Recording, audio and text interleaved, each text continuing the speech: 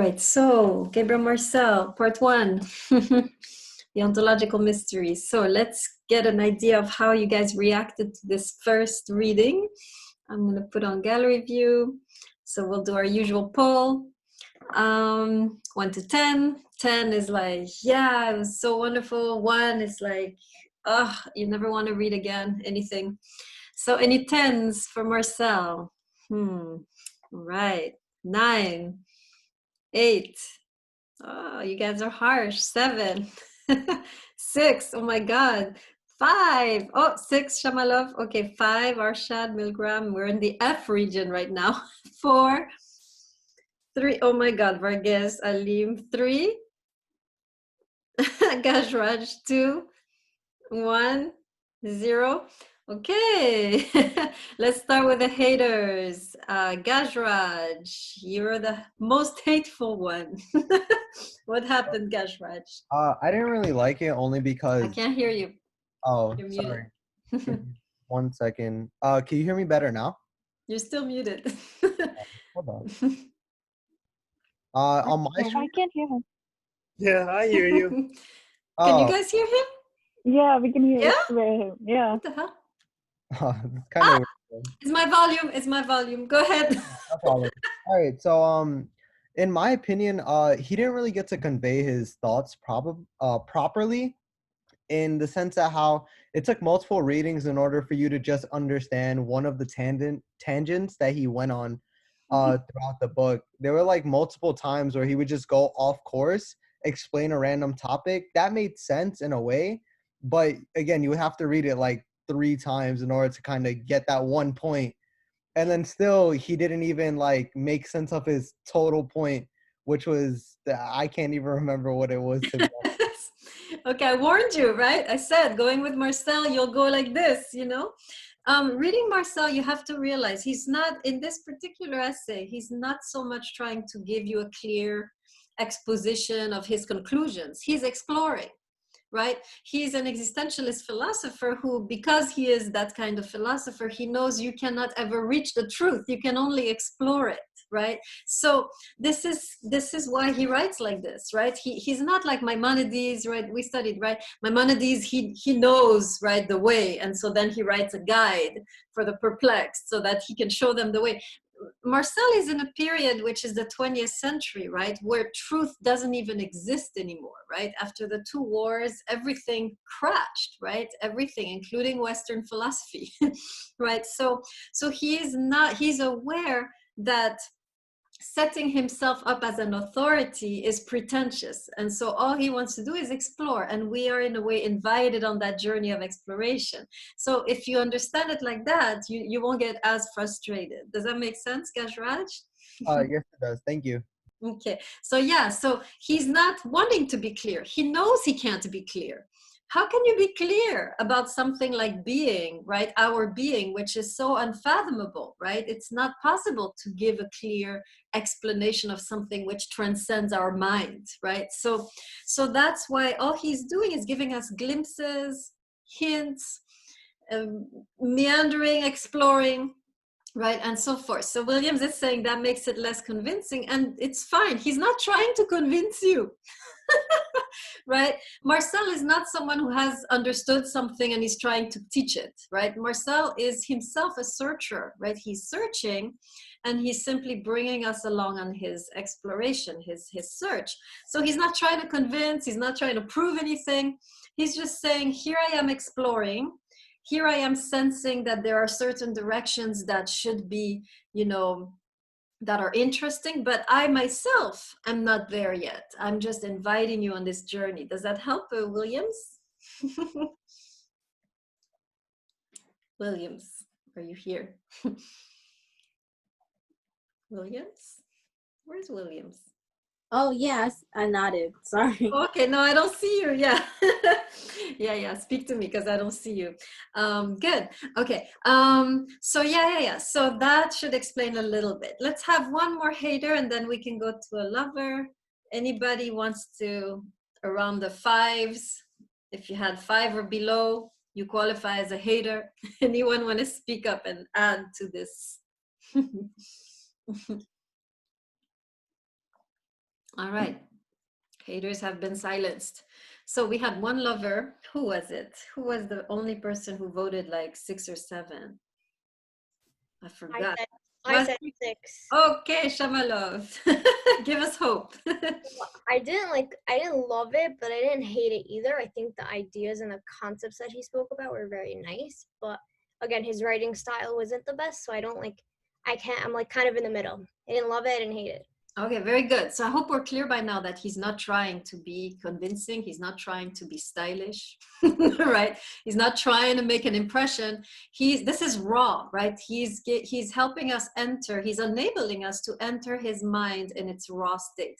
This is really a different way of doing philosophy than we're used to, right? If we studied someone like Maimonides, it's just a big architecture, right?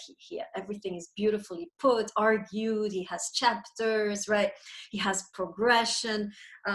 Now we're in a different time, right? Where meaning is fragmented. Ever since Nietzsche, right, we've understood that we can't have the whole picture. We can only get a few fragments of truth, right? And especially World War II shattered this idea that we knew where we were going, right? Before the world wars, right, the West, Europe, was quite arrogant about the fact that yes, we know where we're going, we're progressing, we're moving towards a better state. After the wars, people were like, we don't know what we're doing, we don't know what just happened. Right? So there's no more big picture, there are only little bits and pieces, and that's what Marcel is gathering, right, on his kind of meandering journey. And so we are with him, right, unsure, lost. This is the point, right? We are lost, but we can still get a few pieces here and there of truth, of meaning. That's what he's doing. Okay, great. All right, so let's try and enter this fragmented world with Marcel. So I'm going to talk about 2 things today. Kind of going back to the outline I gave you last time, I'm going to talk about the disenchanted world again in more detail. Oh, and then before I do that, I'll address a couple of your questions. And then we'll talk about rediscovering being.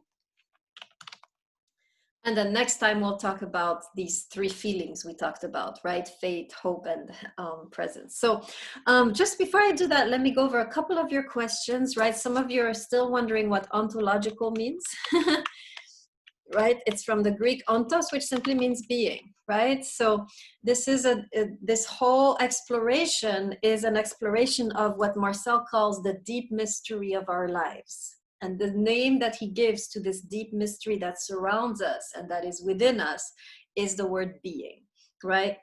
So the ontological mystery, which is the title of the essay, simply means, right, the mystery of our being. Right, so Marcel is sensing here that there's something more to life than just what we see, feel, touch. There's something mysterious about life. He senses it everywhere around him. He senses it within himself. And this mystery he calls the mystery of our being, right? Am I clearer now on this notion of ontology? Is each time you see that word, you can put your hand if you're with me, right? Each time you see that word, that's all he's saying. He's talking about this deep mystery, right, which inhabits us and which is all around us. Now, a lot of you stumbled on the word function and functionalized world, right? Let me talk about that briefly. This is simply the way that our existence has become defined by what we do in the world, right? And most of us, right, if I ask you, like, if I want to get to know you, right, what am I going to ask you? What's your name? Then maybe how old are you? And then what do you do?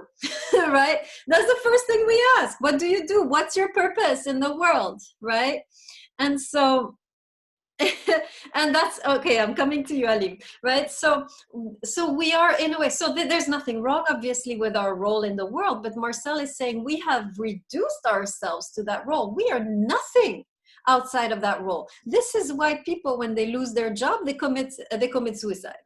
Right? Because their lives have become entirely reduced, distilled into their function, into their role in the world. If you lose your job, you're going to feel like something destroyed your spirit, right? If you lose your function, for example, divorce has the same effect, right? I was married. That was my status. And now what am I? Nothing, right? This is what we feel when we go through a divorce, for example, right? Or I had a boyfriend or a girlfriend. I was I was part of a couple, and now who am I, right? So the despair we feel when our functions are dissolved, like our work, our career, our relational status, right?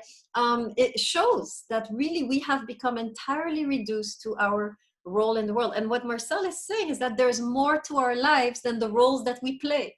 There's more to life than having this job or having this partner or having these children or and so forth, right? There is something deep within us which characterizes our true self and which we are missing. Does that make sense? Especially Alim, who was complaining earlier. Alim, how are you feeling? Am I making sense with this notion of a functionalized world? A little bit. I don't understand why he can't be happy with life. Yeah, so here's the thing, right? As long as life is going well, right, and your function is not in danger, of course you're going to be happy, right? But remember the time Marcel is living in, which by the way could hit us any moment, right? He's living in a broken world where everything is in danger. You could die any moment, you could lose everything any moment, right? So then what, right? Of course you can be happy in the functionalized world as long as the world is stable. But when the world becomes unstable, what happens to you? If you're only that, you're not going to survive the shock. That's why Marcel is saying we have to also ground ourselves in something deeper than just the role we play in society. Kind of like Maimonides was saying, right? True happiness is being anchored, right, in something deeper than just our possessions, right? Job also had to understand that. Am I making more sense, Alim? Where's Alim? She's become dark. Ah, there you are. Okay, better. Okay, functionalized world makes sense now to all of you. You can put your hand if you're following me, right? This is what he means, right? By that concept, which came up over and over again. One more thing, some of you were like, trying to see how Marcel could still be religious, even though you were struggling with his so-called religiosity. He's not religious when he's writing this, right? These are his pre-Catholic texts. So he's writing this particular text before his conversion, right? So he's not trying to make us religious. He's talking about an experience which is fundamentally human, right? Which you can experience whether you're an atheist or a Buddhist or a Muslim, you will still have this similar experience that he's going to describe, that we're going to see in the weeks to come. Okay, good. Let's stop for now and go into the text a little more. All right, so as I said in the chat, I'm going to go over the disenchanted world, and then we're going to go over a little more what he means by being. And then we might start with fate today. We'll see if we have time. How much time I got? Not much time. Okay, so let me summarize each time and then we'll look at the text. So first thing, right, he's reminding us, remember we talked about the disenchanted world. This is a world with no enchantment. This is a world where in a way there's no more mystical, mysterious, sacred reality. Everything has been destroyed with religion, right? Religion in a way has been discarded. And that's fine for Marcel, right? It's fine to discard religion. Religion, he would agree, has been a force of oppression, especially in France, right? But as we have discarded religion, we've also discarded everything else, everything that makes us spiritual beings, everything that pertains to the mystery of our lives, everything that pertains to the sacredness, right? We throw away with the baby, right? With the bathwater. So he's saying a world where there is no mystery, right, is a world which is in a way an empty shell, right? There is a hollowness. He talks a lot about this hollowness, right? Right, the world without mystery, right, for Marcel is like an empty shell, like a zombie or a corpse, right? We've lost, in a way, by destroying religion or by shedding it, right? We've lost the soul, right, that we used to have when we were religious. Now, Marcel is not saying we have to become religious, right? He's saying this soul that we had did not have, I mean, we don't have to be religious to recover it. That's the idea, right? This kind of deep mystery within us, outside. This is something which is fundamentally human. You don't have to believe in God to have this, right? So So that's what he says. So let's read a little bit in the text when he says this. Go to page 12. The bottom of page 12, last paragraph. It should be noted. If you're here, put your hand in the screen. Okay, thanks. All right, it should be noted, he says, that this world is on the one hand riddled with problems and on the other hand, determined to allow no room for mystery. So here there's the famous distinction in Marcel between problem and mystery. And let me explain it a little bit, right? Problem, to see life as a problem is basically to see life as something that you can solve. Okay, so for example, a lot of us see our relationships like having problems, meaning if I could just figure it out, we would be good together, right? Or we see our mental health as a problem, right? If I could just find the right cocktail of drugs, right, I would be fine. We see sometimes even death as a problem, right? How can I push back this thing, right? By exercising and being, you know, doing what needs to be done to push it back, right? So we tend to look at life as something over which we have control, that we can, if we just could figure it out, we would resolve this issue. And Marcel is saying, actually, there are things in life that you cannot control. You can only experience them. You can only allow these things to lead you, rather you trying to lead them. And this is the sense of mystery, right? So let me say it again, right? Most of us, we look at the world like a problem to be solved. We think that if we just read the right book, apply the right technique, we're going to resolve this issue. Right? Marcel is saying, no, life is a mystery to be lived. It's not a problem to be solved. Let me write this down. This is a good quote. Right? Life is a mystery to be experienced rather than a problem to be solved. Let me give you an example of this in romantic relationships, right? Since we're all obsessed by that right now, probably.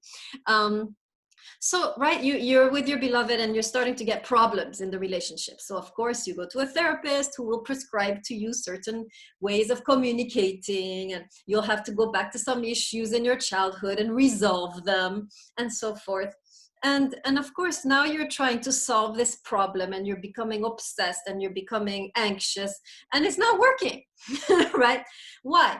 Because very often a relationship is not a problem to be solved. It's a mystery to be experienced. How many of us are, shall I say, audacious enough to just go with the flow through the chaotic moment, experience the chaotic moment, experience the dryness and the drought and the anxiety, and just allow the relationship to take you through this rather than you trying to take the relationship somewhere else, right?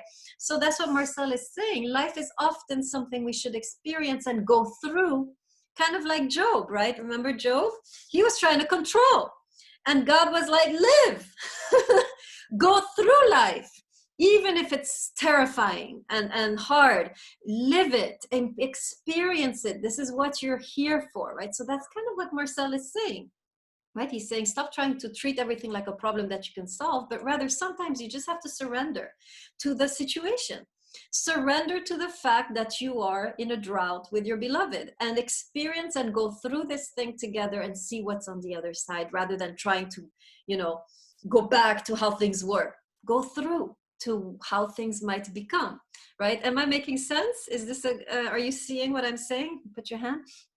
Okay, so this is great advice for relationship, by the way. Okay, so that's the idea. So he continues, right? He says, I shall come back to this distinction between problem and mystery, which I believe to be fundamental. So these are simply two approaches to life, right? The approach of the problem is the approach of the person, I can figure this out. And the approach of mystery is the approach of the person who is open to experiencing and moving through wherever life puts him, right? So we'll talk about that. For the moment, I shall only point out that to eliminate or to try to eliminate mystery is to bring into play in the face of events which break in the course of existence, such as birth, love, and death, that psychological and pseudoscientific category of the purely natural. Translation, right? All he's saying here is that we are too eager to eliminate mystery because we want to figure everything out. We want to be in control. We want to know and understand. We don't want mystery. But he's saying life is full of mystery. there are three fundamental experiences that we all go through that are mysterious. This is birth, love, and death, right? All of us go through these unfathomable experiences, right? Can you understand why you were born? Can you understand why you're here, right? Can you understand why you fell in love with this particular person? Can you understand what will happen to you after your death, right? So these are mysteries that permeate our lives. So here we are trying to make everything into a problem, and yet our life is saturated with mystery. And these are the three foundational experiences of mystery that we go through, right? Okay, so that's his issue, right? He's saying in such a world where we've pushed aside mystery for wanting to control everything, we can only fall into despair, because we have in a way ignored a fundamental aspect of our existence, which for Marcel, I can't talk today, which for Marcel is not only fundamental, but nourishing, right? If you lose touch with mystery, you start to dry out. You start to lose your joy, your energy, right? There's something that becomes slowly more depressed and sluggish. And so his issue, right, is that as modern people who always want to control everything and everything is a problem to be solved, we've lost contact with this deeper dimension, this deeper layer, which he calls mystery, or of course being, right? We'll talk about that. So okay,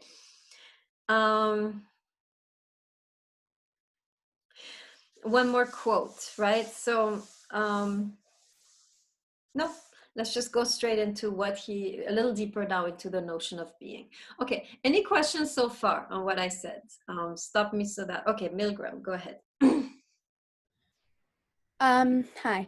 But isn't there like missed opportunities sometimes when you just let life take its course? Like, I can definitely like appreciate what he's saying, and I think that like in some situations, like, that very well does apply. But like, let's say like a job, for example, like you get a job that you love, but then, you know, let's say you're not doing so well in it, and so your boss says like you could be fired, but like you really want to keep the job, and so I guess you could technically think like, oh well, maybe in the long run this job isn't for me, etc.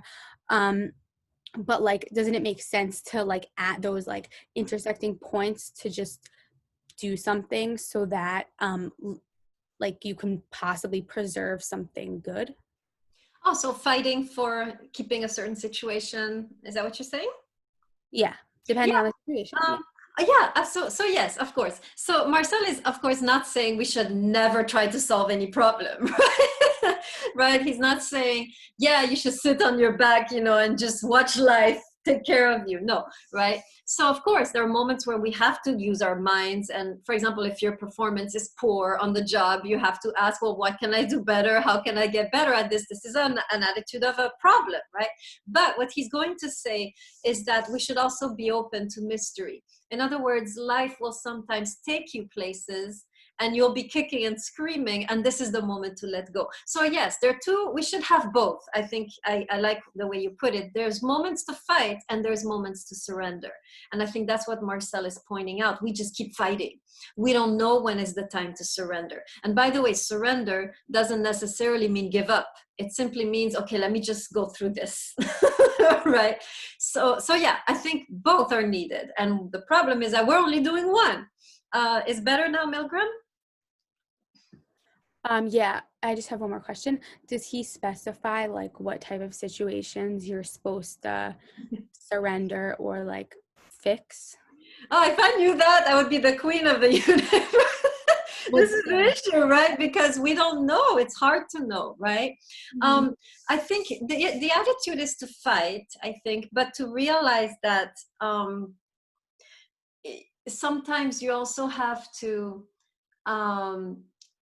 you can fight, but you can also relax in the fight. Perhaps that's how I would put it, right? So for example, a relationship that's going bad, you can be like, okay, I want to resolve this issue. Let's, you know, baby, let's talk, you know, let's see what's going on, right? But you should also be aware that the relationship, this is how Marcel would see it, because it's a mystery, has a mind of its own. It's leading you somewhere. So there's a kind of trust you can have in the process. This is a typical expression I'm hearing everywhere right now, trust the process, right? So as you're fighting and problem solving and trying to find the right way, you should also have this kind of serenity that the relationship is leading you rather than you are leading the relationship. And of course, the relationship might lead you to how to resolve the problem, right? But you have more of an attitude of, I am open to being led in this problem solving rather than being in full control. Does that help a little better, a little more, Milgram? Yeah, thank you. Okay, so it's an art, right? It's really an art to learn how to fight while being open to what the universe or mystery is, where it's bringing you, right? And we'll talk about this in a second, a little more. Okay, so now let's go a little deeper into this notion of being, right? Which sounds a bit foreign to us because a lot of us are not accustomed to how this notion actually was spoken of for centuries, right? So I want to go a little bit back in history and go over some of the different ways that this concept has been spoken about. That way you can start to have a big picture of what Marcel is talking about, right? So this notion, right, that there's a mystery at the center of life that is in a way that we need to tap into, right? That we're not just floating aimlessly. There's something unifying us. There's something, there's a kind of intelligence, or there's a kind of force, right?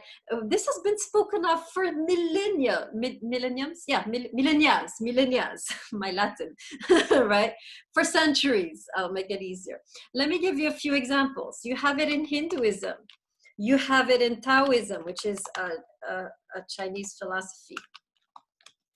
You have it in, what are they called? Stoicism. I can't write, Stoicism. You have it, of course, in religion, right? They also talk about this. And you have it in Greek thought, right? So let's go over a little bit some of these ancient traditions and how they talk about what Marcel is trying to talk about. And then we'll see how Marcel distinguishes himself, because he's still saying something a little more specific. Okay, so Hinduism. How many of you are familiar with Hinduism in the class? Let me see some hands. One? Oh, two, 1.5. Okay. All right. So in Hinduism, you have in Hindu philosophy, right? Some of you don't know, but the Hinduism has one of the most complex, intricate systems of philosophy, which sadly we are not studying and should be, right? But they have this concept that there are two dimensions of reality, right? The first one is this concept of Brahman, and then the concept of Atman. So now we can learn some Sanskrit, right? So Brahman is this kind of, how shall I put it? This is the mystery of the universe, right?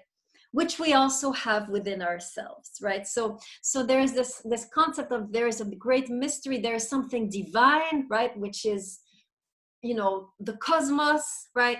And then this thing is also within us. Now, anybody know how we can connect to it in Hinduism? Anybody have any idea? What is the practice that you do to connect to this deep, right, universe? Absolutely, Wilkes, right? Meditation, right? So there are practices in Hinduism, yoga, meditation, by which you actually calm your mind so that you can deeply connect to the deeper part of yourself, right? The idea in Hinduism is that we have a superficial self and we have a deep self. And the superficial self is busy thinking and feeling and complaining and judging and criticizing and overthinking and trying to solve, right? And if we just quiet this part of ourselves down, right, through meditation, boom, we sink to the next level, which is a kind of very joyful, peaceful state, which is never reached because we're so busy trying to resolve everything and criticize everything and protect ourselves and complaining about this person and so forth, right? This is exactly what Marcel is saying. Problem, mystery, right? Once you stop trying to resolve everything, boom, you can begin, right? So this is kind of this same kind of dual approach to reality. There is a superficial dimension and a deeper dimension. You have this, you know, really developed in Hinduism. Taoism, which is Chinese philosophy. Who is familiar with Taoism in the class? Put your hand in the screen. Okay. So Taoism is simply the similar idea. There's nature, right? There is the cosmic energy, and then there is us, right? Who, in a way, what will make us fully alive is to be able to connect again to this cosmic energy. And this is not just, you know, connecting, you know, drinking water or, you know, touching earth, hugging trees, right? This is, you're connecting to something deeper. You're connecting to something spiritual, right? Now, anybody know how in Taoism we connect to this cosmic energy? So you have a little bit of meditation, but you have other practices that you can see, especially in Flushing. If you live in Flushing near Queens College, you can see a lot of Chinese people are doing this. Very good, Wilkes. You're the one doing all the answers. Right? Tai Chi, Qigong, these are physical practices. They're a kind of dance by which you align yourself or, you know, enter into this cosmic energy, right? Same idea that there's a deeper layer that we can connect to and that we are disconnected from, and we need to do these practices to connect again. Greek thought. You had the notion of Greek, the nous, which means intelligence. So the Greeks believed, like a lot of us, right, that there is a fundamental intelligence, that everything in this world is ordered according to this intelligence. There is an intelligent energy that exists. This is what science is based on, right? Science presupposes that there is something we can figure out. There is an intelligence which guides the cosmos, right? So scientists presuppose that there is a rationality and an intelligence behind all of the phenomena that we see, and they try to study this intelligence, right? Same idea. There's the chaos of life, and then deep within, there is the intelligence behind it. Am I doing good so far? Everybody following me? Are you seeing what I'm doing? Okay, now here's where Stoicism, right, is the closest, I think, to Marcel. This is the notion in Stoicism. Stoicism, by the way, is Stoicism, Latin. It's from, what are they called? The Romans. Sorry, it's Roman philosophy, right? It's the notion of there is an intelligence of nature. I'm doing a summary of the history of philosophy for you. Intelligence of nature. Now, this is more than just, you know, E equals MC squared. It's more than mathematical formula. The intelligence of nature is an intelligence which, in a way, you can trust to lead you where you need to be. So this is much closer to the kind of New Age idea that the universe is leading us, right? If you're familiar with this New Age idea that, oh, the universe, you know, found me a parking spot, or the universe, you know, this or that. This is the Stoic idea, that in a way there is an intelligence behind our lives, and that sometimes we just need to accept where nature has put us, right? This is the essence of being a Stoic. I accept where I am because there is a good reason for me to be there. Nature has put me there. Nature is intelligent. Nature knows what it's doing. I should therefore, wherever I am right now, even if it's a painful situation, accept it and learn from it because I have been put there for a reason. Am I making sense with the Stoic philosophy? Put your hand in the screen. Okay, so this is great. I mean, I teach the Stoic philosophy in a course called Happiness, which is my 101. And this is a very beautiful philosophy because basically wherever you are, right, if you trust that nature has put you there, it makes it a whole lot easier because now you're like, okay, I'm here for a reason. I'm in this horrible situation for a reason. Now let me see why I am here. What am I supposed to learn from this and so on. So this is the idea that nature is intelligent and nature is guiding you for your own good. Right? Marcel is the closest to that. And so let's get to Marcel, right? Marcel's idea of oh yeah, Harkstar, go ahead. Let's get a few questions before Marcel. Harkstar, go ahead. I just don't understand, like, why would there be an assumption that that might be true? That like it's like cute, like, but like, why would that be true? Okay, very good question. And you are asking in the right context because Marcel is the only one who's going to try to make an argument for this dimension, right? All of these philosophers I've mentioned, they speak of it as though it's obvious. For us in the 21st century, it's not obvious, right? So you're in the right place because at least, even if you're not convinced by Marcel, at least Marcel is going to try to argue for this dimension, right? Right now, I'm just trying to figure out what he means by it, but we have to argue for it. So when we get into these feelings, faith, hope, and presence, this is how Marcel will argue for it. So, so just wait a couple weeks. Hark Stark, are we good? Yeah. So yeah, absolutely, right? It's too easy to say, there's this dimension, you know. But Marcel actually is one of the first philosophers to actually try to make a rational argument for this dimension. But first, let's figure out to the fullest what he means, right, by that dimension. Then we have to argue for it because Nietzsche is among us, right? Like a gargoyle. Remember, I gave you the word gargoyle last time to study. Like a cathedral devil watching. Okay, now here's where Marcel gargoyle is what, Ali? No, not necessarily. Gargoyles are small demons, you know. Nietzsche is kind of like that, isn't he? Always perched on our shoulder, making us feel bad about our idealistic thoughts. Okay, so let's go a little deeper now, how Marcel is different from these people I just mentioned, right?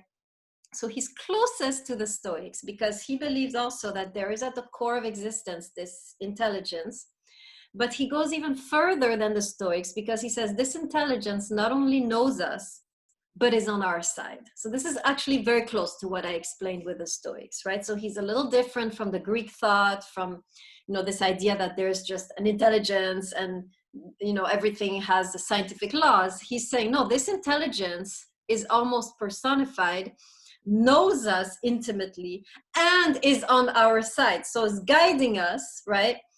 And at the same time, for our own good. So this is where things get a little bit, right? If you're Nietzsche, you're like, whoa, or Harkstark, right? Right? You're like, wait, hold on, right? What's going on? But let me just give that definition. And then, of course, we have to begin the argument. So let's read what he says here, right? About being. Okay, go to page 12. 1, 2, 3, third paragraph, the last line. Life in a world, are you there? Last sentence of third paragraph. Put your hand in the screen if you're there. Life in a world. Okay. What page? 12. Third paragraph, last line, last sentence, life in a world. Okay, so here, quoting Marcel, life in a world centered on function, right? If you're just what you do, is liable, doesn't mean it's despairing, but it's liable. It's, in other words, it could easily fall into despair, right? If your function is destroyed. Because in reality, this world is empty. In other words, you don't have an anchor. You don't have something in you which keeps you together when everything in your outer world has been destroyed. So you are very fragile in that state, right? You can easily despair. It rings hollow. Now, the only way to resist this, right? And if it resists the temptation, right, to despair, it is only to the extent that there come into play from within it and in its favor certain hidden forces which are beyond its power to conceive or to recognize. In other words, the sense of, the only thing that anchors us is a sense that there is a force out there which is within us and also in our favor. There's some, in other words, the sense of being is the sense that we are not alone, that there's something in the universe that is working in our favor. Let me say that again, right? So being, the sense of being, the awareness of being, right, is the sense that we are not alone, that there are forces in the universe conspiring to help us, right? On our side, can't write, right? And this is how, and it is this feeling that everything's going to be okay because there's something on our side that helps us overcome, survive, that gives us the anchor to survive the chaos of the world around us, right? Now, this idea that basically what Marcel is saying is that the universe is on our side. Right, is working for us. Okay, now Nietzsche, already you should be hearing a chorus of Nietzsche's. There should be a choir behind me, right, of Nietzsche's saying, "Ah, Marcel, that sounds so nice." It's all a big imaginary story you're telling us. How do you know this is true, that there is some force in the universe working on our behalf? Are you not inventing this because you want it so bad, right? This is where Harkstark is stuck, right? And rightly so, you should be stuck, right? So now we have to get into his argument for this. And this is what we'll dedicate the rest of this class, and also next class, right? We'll be talking about it. But let's review a little bit the nature of his arguments, right? Any questions before we get into the beginning of the arguments? Everyone understands what he means by being, right? It's a sense that there is a presence in the world that is on our side, fighting with us, for us. That's the idea. Which of course is like, well, that sounds so nice. If only it were true, right? Now we have to see how he argues. So let's remember what I said last time about how he will argue for this. Basically, the way he'll argue for it. And by the way, as I'm talking, Harkstark, can you remind me of the argument you gave last time against what I said, which I'm going to repeat, so I can think about it before next class. Try to remember what you said, because I'm going to pretty much summarize what we did last time.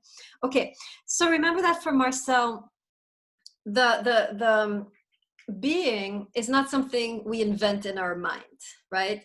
Being is something that we feel in our body, right? Or in our heart.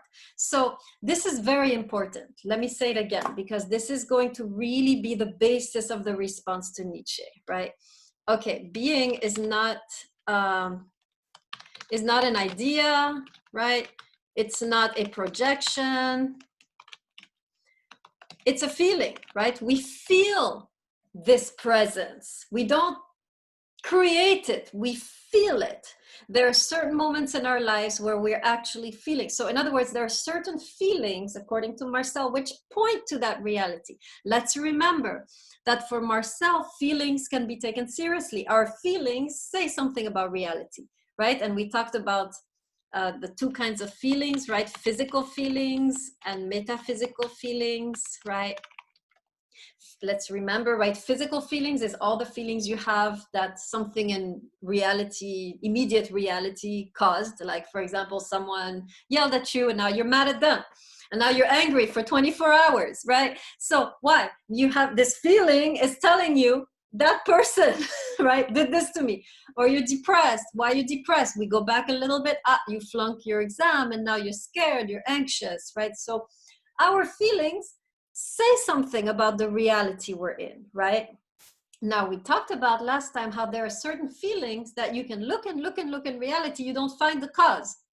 And so Marcel says, because feelings are always caused by something, there must be something in a deeper layer of reality that is causing this feeling.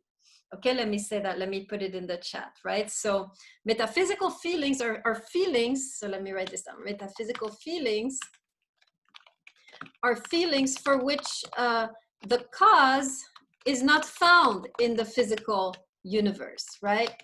In other words, everything is going well. You passed your test, you have a nice boyfriend, you have a big house, everything's looking good, and yet you're having these weird feelings, right? So the cause is not found in the physical universe. And so, according to Marcel, right, the cause might lie in a deeper layer of reality, right? Which of course he calls the layer of being, right? Am I clear so far? Are you all with me? Put your hand. You're with me. Okay, good. So such a feeling we saw last time, right? Ontological exigence. Remember, we talked about that particular feeling. I'm just reviewing, right? This is the feeling, this is a kind of longing that you have that nothing can satisfy. This is what the Christians call the God-filled hole. I'm sure you've heard this before, right? You're longing for something that nothing in the world can satisfy. And so the idea is that this longing must be provoked by something, right? And so Marcel would say, well, your longing is provoked by your longing for something deeper, for this deeper layer of the universe, which he calls being, right? Now, let me add that this is not a longing for love or security. It's just a longing, which has no object. So you're longing and you don't know even what you're longing for. That's why Marcel says, well, then the cause is probably deeper, or the object is deeper than just physical world, right? Okay. So we are going to study 3 more such metaphysical feelings: faith, hope, and presence. And oops, I didn't spell that right. Right. And each time we're going to see, this is the key. This is how he's doing the argument. This is the structure of the argument.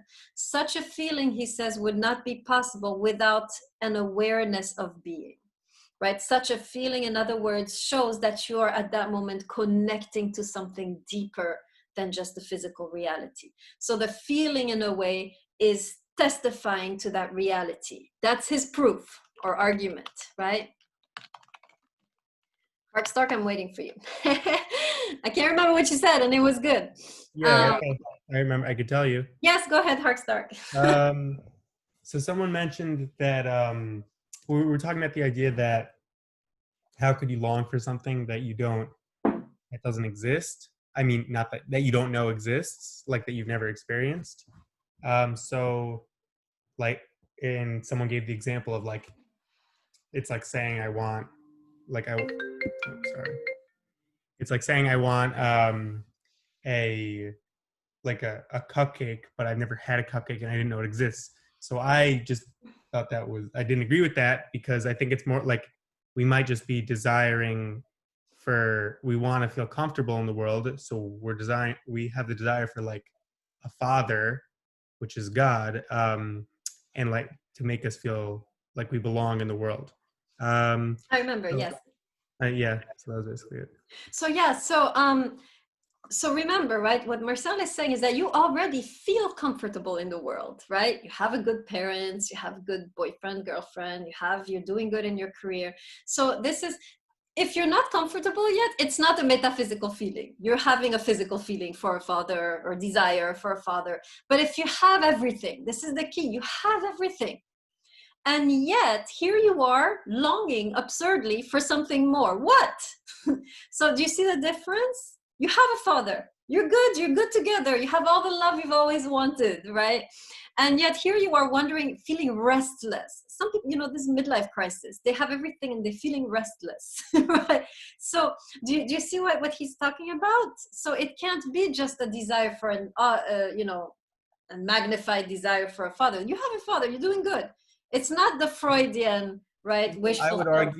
I would argue that you are clearly like misinterpreting this idea that you have everything, because it sounds like you clearly don't have everything and you clearly want more, probably for a reason. Yeah, and the thing is, this more, Marcel would say, clearly is not found in the physical realm, because in the physical realm, when I look, you have everything a person would want. Does that make sense? Yeah, that makes sense. And so you're wanting more, but clearly it's not in the physical realm. You're going to find that. And Marcel would say, well, maybe then. Again, remember, Marcel is not saying, it's there, you should all see it. No, he's saying maybe. He's never going to say for sure, because we don't know. We haven't been there. We don't have microscopes to examine being, or telescopes, right? He just says, well, perhaps, right? He's just dropping the possibility that maybe if I'm all satisfied here and I still have this hole in my heart, maybe, possibly, I'm longing for something deeper, and maybe then this something deeper exists. So he never goes beyond the maybe. So he would be with you. He would be like, well, I don't know, I'm not sure. But maybe, just maybe, right? Makes sense, Hark Stark? Are you aligned? Yes, I agree. That makes sense. Okay, great. All right. So now let's go briefly over these 3 feelings, which I'll talk about in depth next time, right? We mentioned faith. I think I wrote them down already. Hope and presence, right? And again, right, these are 3 feelings which, according to Marcel, seem to point, in other words, when you're having this feeling, what you're actually sensing is being, right? Let me say it again. When you're having these feelings, what you're actually sensing, sensing is being. That is to say, right, that there is something on your side working for you, right? And we'll see how that works, right? So you're actually sensing, you're actually connecting to that dimension. And again, I want to emphasize, right? Connecting to being is something all of us can do, whether you're atheist, agnostic, you know, Buddhist, you can, this is something human, right? It pertains to our humanity to be able to connect to this deeper dimension, which the religions call God, but you don't have to, right? This is something universal. You don't have to be religious to have these experiences, right? Okay, so I'm going to leave it in suspense. So next time, please read, the section on fate is actually about love. It has to do with love. So you will see that text on love, and then hope, and then presence, right? So focus on these experiences, and we're going to go in depth as to how these experiences are actually giving us a glimpse. Ooh, let me write this down, right? These experiences or feelings, right, are actually